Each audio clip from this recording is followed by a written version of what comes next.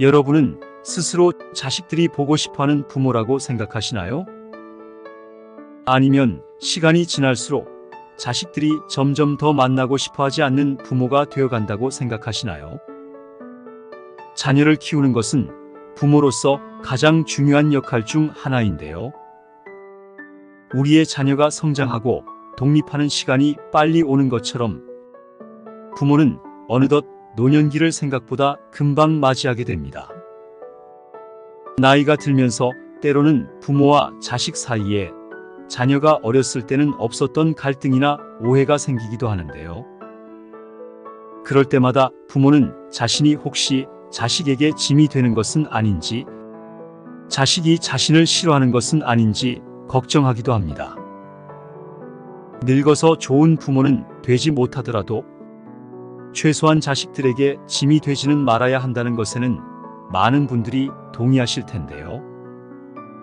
어쩌면 그것이 우리가 이런 100세 시대에 살면서 자식에게 보여줄 수 있는 가장 큰 사랑일 수 있습니다. 오늘 소개드릴 내용은 그동안 나도 모르게 했던 내 자식을 불행하게 할 수 있던 행동과 말들, 그리고 어떻게 하면 노후에도 자식에게 부담 주지 않고 갈등 없이 잘 지낼 수 있을지 그 방법까지 알아보겠습니다.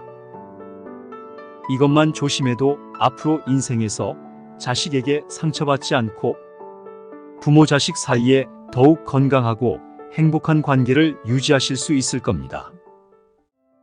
먼저 노후에 자식을 불행하게 만드는 부모의 특징입니다. 첫 번째, 지나치게 의존적인 부모입니다. 자신의 노후를 자신의 책임이 아니라 자식의 책임으로 여기고 자식에게 경제적이나 정서적으로 과도한 부담을 주는 부모를 말하는데요. 노후에 지나치게 의존적인 부모는 자신의 삶이나 일상의 모든 부분에 자식을 필요로 하는 경향이 있습니다. 이는 자식에게 많은 부담을 주고 자신의 삶을 살아가는데 어려움을 줄 수 있는데요. 자식에게 자신의 노후를 보장해야 한다고 요구하거나 효도를 강요하는 것, 또 자신이 투자한 자식 양육비를 돌려받아야 한다고 생각하고 자식의 재산이나 소득에 대해 관심을 가지고 자식에게 바라는 태도는 모두를 불행하게 만들 수 있습니다. 부모는 자식을 위해 희생하고 기르려고 낳았지만 자식은 자신의 의지와 상관없이 세상에 태어났습니다. 내가 너 키우느라 들인 돈이 얼마인데 내 노후를 방치해? 라는 생각으로 자식에게 바란다면 부모나 자식 모두 불행해집니다. 특히 이런 인식을 자신의 사위나 며느리에게 내비치는 것은 관계를 더더욱 악화시킬 수 있는데요. 자식은 부모의 노후를 보장하는 보험이 아닙니다. 자식에게 희생하며 애지중지 길렀더라도 부모는 자신의 노후도 스스로 준비해야 합니다. 물론 자식으로서 기본적인 도리로 도움을 받는 것은 좋을 수 있겠지만 자식이 부모 세대보다 더 살기 힘든 게 요즘 시대인데 설사 도움을 받지 못하더라도 서운하다 생각하지 않아야 합니다. 자식이 부모를 부양하지 않는다고 그것이 불효라고 말하거나 젊은 세대의 개인주의, 이기주의라고 몰아세우는 건 자식과의 큰 갈등을 불러올 수 있습니다. 다시 한번 말씀드리지만 자식은 부모가 양육을 책임져야 하는 존재지만 자식은 부모를 책임질 의무를 갖고 태어난 게 아닙니다. 따라서 자식에게 부모 부양의 책임을 지우지 않으려면 부모도 자식을 기르는 목표를 정해놓고 양육해야 합니다. 자녀가 대학을 졸업하거나 취업하는 시점 정도로 양육 목표를 정해놓고 그 후에는 자녀도 독립적인 경제 활동을 하도록 하는 것도 중요합니다. 두 번째, 비교하고 평가하는 부모입니다. 자신의 자녀를 항상 친척, 친구의 자녀 혹은 자기의 다른 자녀들과 비교하고 부족한 부분을 지적하는 부모인데요. 이런 부모는 자녀에게 끊임없이 경쟁을 강요하고 압박감을 주는 경우가 많습니다. 누구 자식은 부모한테 그렇게 잘한다더라. 누구 자식은 직업이 좋아서 가족들한테 도움을 준다더라. 누구는 시집을 잘 갔다더라. 등등. 무심코 뱉는 이러한 말들이 여러분 자녀의 자존감을 낮추고 자신감을 저하시키며 불안감과 스트레스를 유발할 수 있습니다.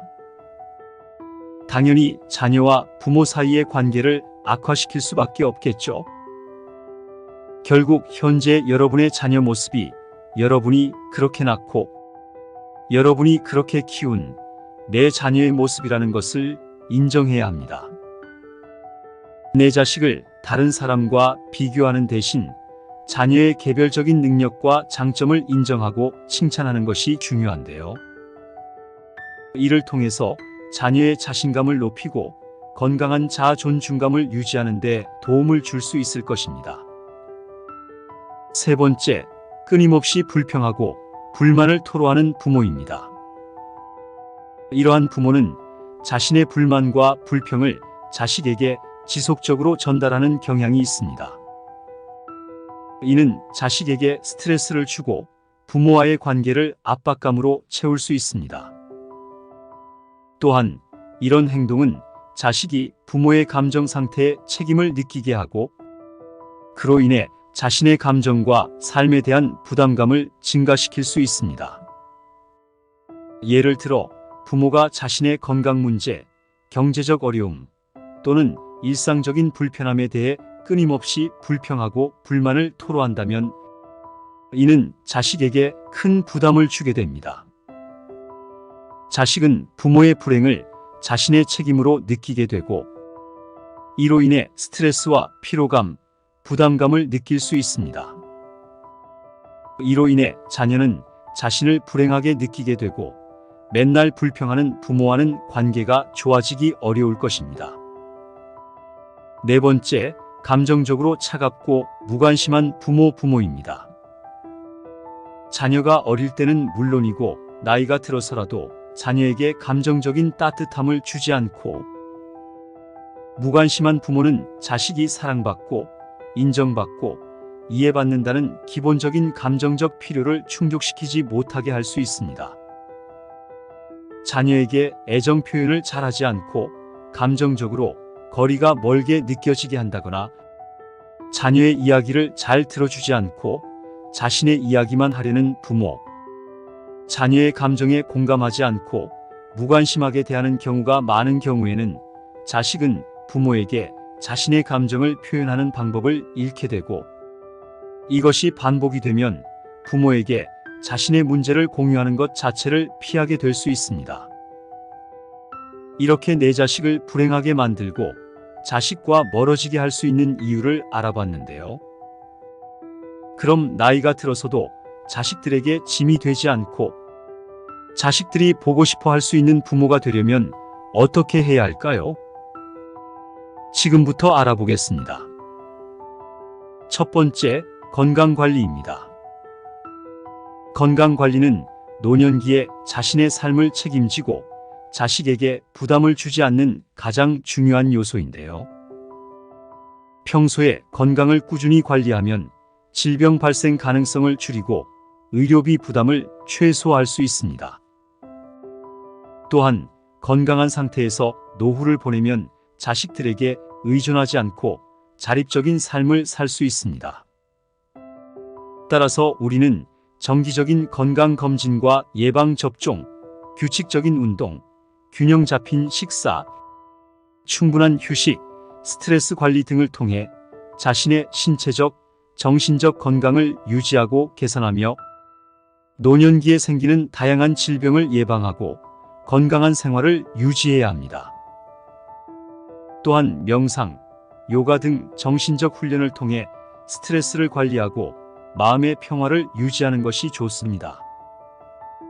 매일같이 적절한 운동을 하고 영양가 있는 식사를 하며 또 좋은 생각을 하고 정기적으로 건강검진을 받는다면 이는 우리가 오랫동안 건강을 유지하고 자식에게 건강 문제로 인한 부담을 주지 않게 하는데 큰 도움이 될 것입니다. 아프지 않는 것만으로도 큰 돈을 아낄 수 있으며 건강만 하다면 오히려 자녀에게 도움도 줄 수 있다는 것을 잊지 마세요. 두 번째, 금융 계획을 수립하고 실행하는 것입니다.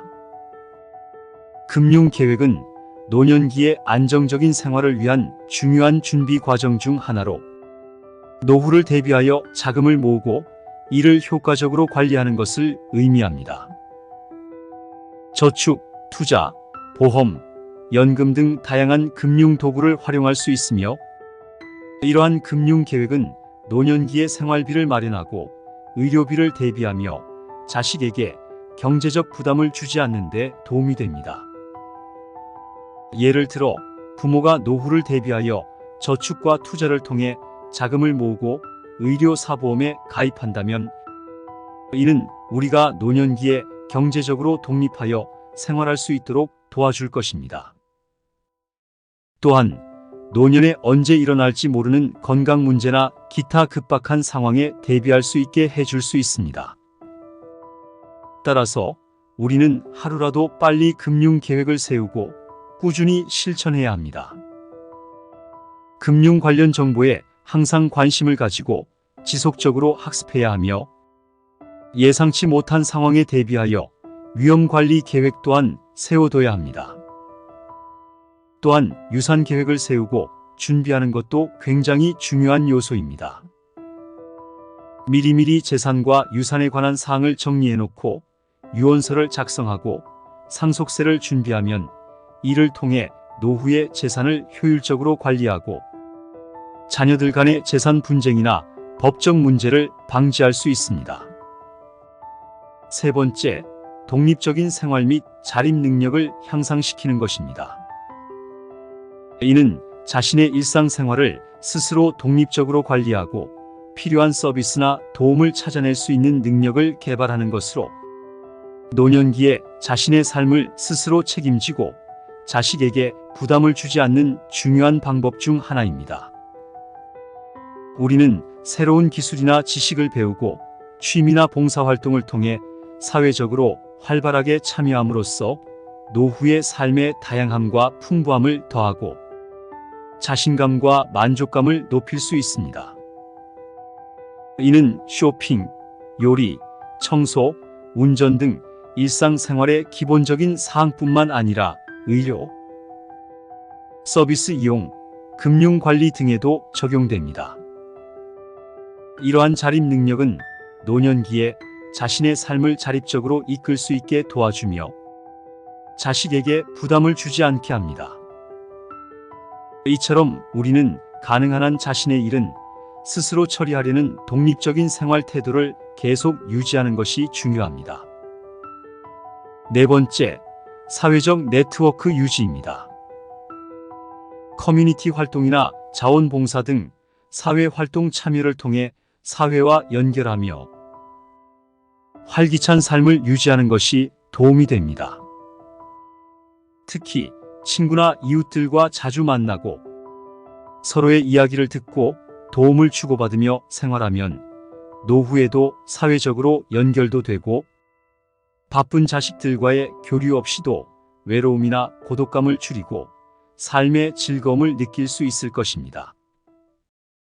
지금까지 노후에 자식을 불행하게 만드는 부모의 특징과 노후에 자녀에게 짐이 되지 않는 방법에 대해서 알아봤는데요. 결론은 자식도 자신의 인생을 살고 부모도 부모의 인생과 노후 준비에 매진하면서 서로 부담을 주지 않는 관계로 사는 게 최선입니다. 노후에 자녀에게 짐이 되지 않는 것은 많은 부모님들의 염려일 텐데요.